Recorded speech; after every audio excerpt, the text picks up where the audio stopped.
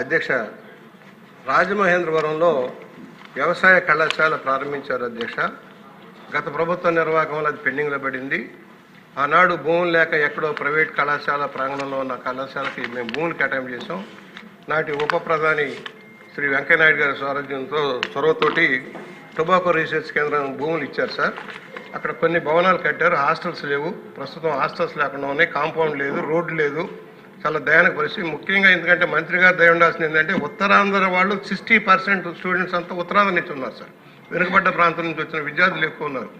దయచేసి ఆ కళాశాల భవనాన్ని హాస్టల్స్ అన్ని కంప్లీట్ చేసేదానికి, కనీసం రహదారి కాంపౌండ్ చేసేదానికి చుట్టూ పాములు అవి కూడా వస్తున్నాయి. అలాగే వారికి వ్యవసాయ క్షేత్రానికి భూమి కావాలి అధ్యక్ష. మేమైతే నిడిగట్టల దగ్గర భూమి చూపించాం. నిడిగట్టల దగ్గర ఆల్రెడీ టెంపరీగా నడుస్తున్న భూమి మన కోర్టు మనకి గవర్నమెంట్కి అనుకూలంగా జడ్జిమెంట్ కూడా వచ్చింది. దాంట్లో కలెక్టర్ ఫారానికి ఇస్తే బాగుంటుంది సార్. తీసుకొచ్చి తెలుగు యూనివర్సిటీ భూములు కేటాయింపు చేశారు. అది వ్యవసాయ క్షేత్రానికి పనికొచ్చే భూములు కాదు, ఏదో రికగ్నిషన్ కోసం మనం ఇచ్చాం. కానీ దాన్ని వెంటనే తక్షణమే మార్చి ఏదైతే వ్యవసాయ క్షేత్రం నిడిగట్ల దగ్గర ఉన్న 100 ఎకరాల భూముల నుంచి కనీసం ఒక 25 ఎకరాలు దీన్ని కేటాయింపు చేసి ఆ కళాశాలను నిలబెట్టవలసిందిగా విజ్ఞప్తి చేస్తూ తక్షణమే భవనాల నిర్మాణాన్ని పూర్తి చేయడం కోసం నిధులు కేటాయింపు చేయవలసిందిగా విజ్ఞప్తి చేస్తున్నాను అధ్యక్ష.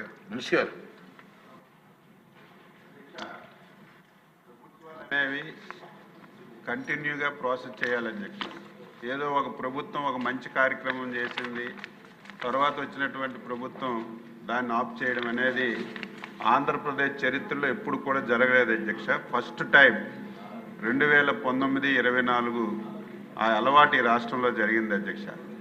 ఈరోజు ఘంటసాలలో ఆ రోజు మనం ఒక పాలిటెక్నిక్ కాలేజ్ ఏర్పాటు చేశాం అధ్యక్ష 2016-17లో.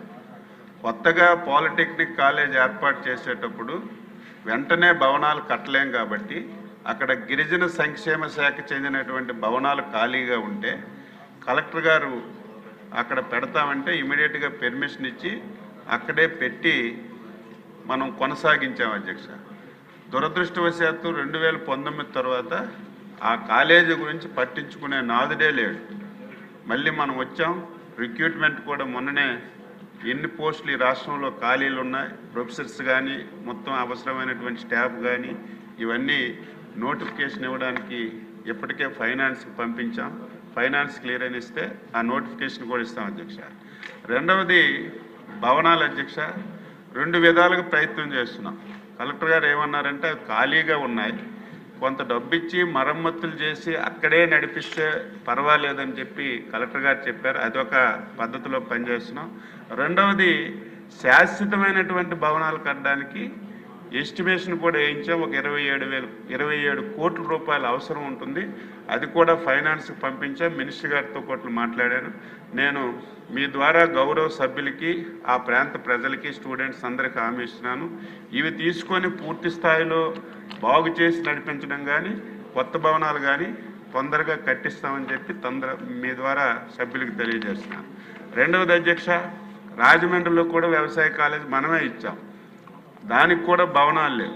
అంతెందుకు అధ్యక్ష, వ్యవసాయ ఆచార్య అంజరంగ వ్యవసాయ విశ్వవిద్యాలయం అడ్మినిస్ట్రేషన్ బాణం లేదు అధ్యక్ష. చంద్రబాబు నాయుడు గారు 2014తో ముఖ్యమంత్రి అయిన తర్వాత, ఎందుకంటే మనకి ఆ రోజు ఆచార్య అంజరంగ విశ్వవిద్యాలయం హైదరాబాద్ ఉండేది.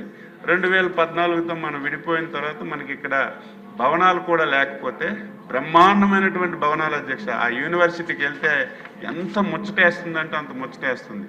ఆ భవనాలు మనం బ్రహ్మాండంగా కట్టి 80% మనం కంప్లీట్ చేసాం అధ్యక్ష. తర్వాత వచ్చిన ప్రభుత్వం ఆ 80% కంప్లీట్ అయినటువంటి భవనాలు కూడా పూర్తి చేయలేక అవి కూడా అసంపూర్తిగా ఉండిపోతే మొన్ననే వెళ్ళాం, అది కూడా కంప్లీట్ చేయడానికి చేస్తున్నాం. అదేవిధంగా కందుకూరు ఎమ్మెల్యే అధ్యక్ష, ఆ రోజు బ్రహ్మాండమైనటువంటి హార్టికల్చర్ కాలేజ్ బ్రహ్మాండంగా ఇచ్చాం, ల్యాండ్ ఎక్విజిషన్ చేసాం. 5 సంవత్సరాలు దాన్ని వదిలేశారు. నేను మొత్తం ఈ రాష్ట్రంలో వ్యవసాయ పాలిటెక్నిక్ కానీ హార్టికల్చర్ కానీ వ్యవసాయ కాలేజీలకు కానీ ఇన్ఫ్రాస్ట్రక్చర్ ఎక్కడెక్కడ అవసరం ఉందో అన్నీ కూడా తెప్పించుకున్నాం. ఇప్పుడు రాష్ట్రంలో ఆర్థిక పరిస్థితి కూడా అందరికీ తెలిసిన విషయం. వీలైనంత తొందరగా మనకి వెసులుబాటు వస్తుంది. తప్పనిసరిగా ఈ ప్రభుత్వం ఎక్కడైతే ఈ పాలిటెక్నిక్ వ్యవసాయ కళాశాల హార్టికల్చర్కి ఇన్ఫ్రాస్ట్రక్చర్ అవసరం ఉందో, స్టాఫ్ అవసరం ఉందో ఇవన్నీ పూర్తి చేస్తాం.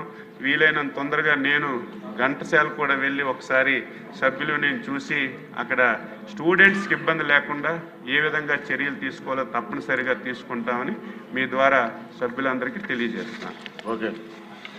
క్వశ్చన్ నెంబర్ 1120 సభ్యులు రిక్వెస్ట్ మీద పోస్ట్పోన్ చేయడం. తర్వాత క్వశ్చన్ 1003 వైసీపీ సభ్యులు వేశారు, వారు రాలేదు. ఇది కూడా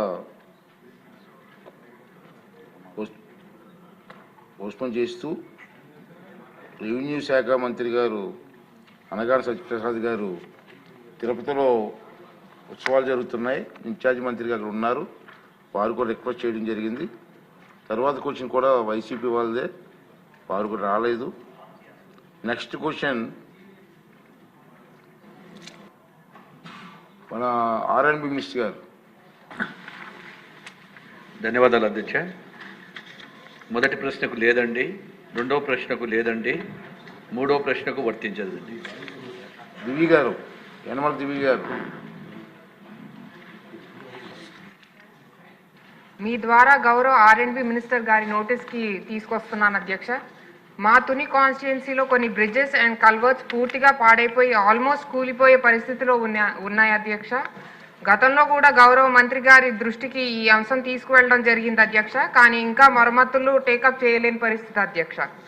ముఖ్యంగా Thimmapuram culvert, TR2 AD road, K Mallavaram bridge, Kottam to Kotanandur బాగా శిథిలావస్థలో ఉన్నాయి అధ్యక్ష. ఎప్పుడు ఏం జరుగుతుందో అని భయంగా ఉంది అధ్యక్ష. ఇవి కూలి పోకముందే రిపేర్స్ అండ్ రీకన్స్ట్రక్షన్ చేస్తే పబ్లిక్ని సేవ్ చేయడమే కాకుండా ట్రాన్స్పోర్టేషన్కి కూడా ఉపయోగపడతాయి అధ్యక్ష. గౌరవ ఆర్ఎండ్బి మంత్రి గారిని ఈ ఇష్యూని సీరియస్గా తీసుకోవాల్సిందిగా కోరుతున్నాను అధ్యక్ష. అలాగే వెంటనే ఇమీడియట్గా రిపేర్స్ టేకప్ చేయమని కోరుతున్నాను అధ్యక్ష. థ్యాంక్ యూ అధ్యక్ష. అమ్మా, ఈ క్వశ్చన్ రోజు నెల్లూరు జిల్లా గురించి ఉంది. మీరు తుని ప్రాంతం పడుతున్నారు. మినిస్టర్ గారు పరిశీలించగలరు, కానీ ఇప్పుడు ఆన్సర్ ఎట్లా ఇస్తారు వారు? సప్లిమెంట్ అంటే నెల్లూరు జిల్లా క్వశ్చన్ ఇది. సరే మినిస్టర్ గారు. అధ్యక్ష, గౌరవ సభ్యులు చెప్పినట్టు నోట్ చేసుకున్నాం, ఖచ్చితంగా చర్యలు తీసుకోవడానికి ప్రయత్నం చేస్తాం అధ్యక్ష. ఓకే.